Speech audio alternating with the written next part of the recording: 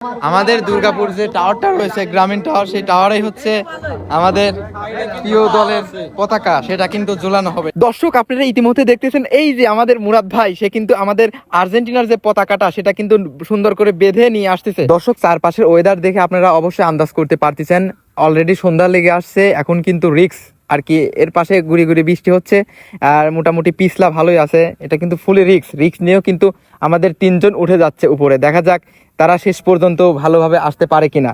শেষ পর্যন্ত থাকলে অবশ্যই দেখতে পারবেন।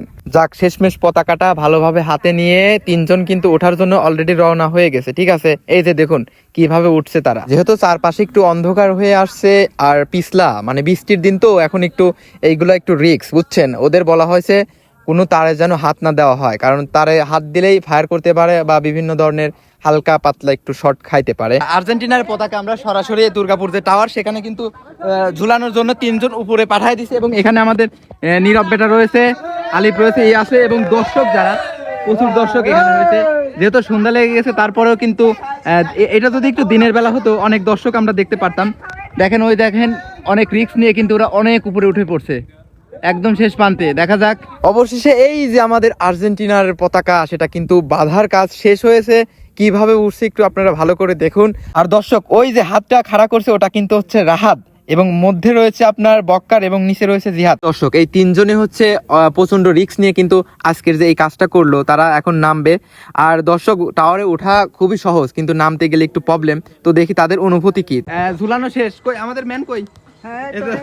এই বক্কার, এই ঝুলাই আসি, তোমার অনুভূতিটা কি একটু বলবা? অনুভূতি উপরেতে মনে হচ্ছে যে আমার দমকল দেখা যাচ্ছে পারে না, তুমি কোনো সমস্যা হয় না? শর্টকাট খাও নাই তো?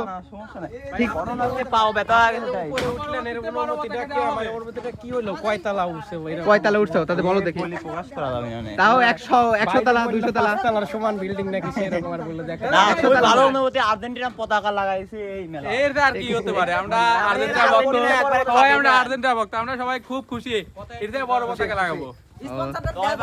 স্পন্সর হিসাবে আমাদের নীরব বেটা রয়েছে, তার স্পন্সরে আজকের পতাকা ঝুলানো হলো। নেক্সট এপিসোডে এর সাথে বড় পতাকা ইনশাআল্লাহ আপনারা দেখতে পারবেন।